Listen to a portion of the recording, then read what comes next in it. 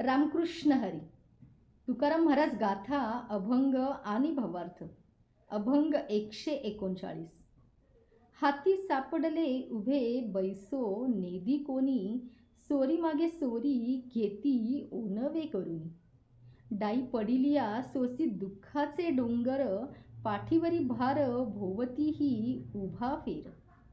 तुका म्हणे सुख पाहे तयाचे आगळे, जिंकी तो हरवी कोणी एका तरी काळे. जर एकदा का या त्रिगुणात्मक बंधनात व देहबुद्धीच्या तावडीत सापडलात की मग कुणी बसूच देणार नाही, विश्रांती मग कुणी घेऊच देणार नाही. डावामागून डाव एकसारखे वाकवून घेतील. मग या त्रिगुणांच्या डावात सापडल्यावर मात्र दुःख डोंगराच्या डोंगर उभेच राहतील. पाठीवरचा भार वाढतच राहील व भोवतीचे खेळातील सोंगडी मात्र त्रासच देत राहतील.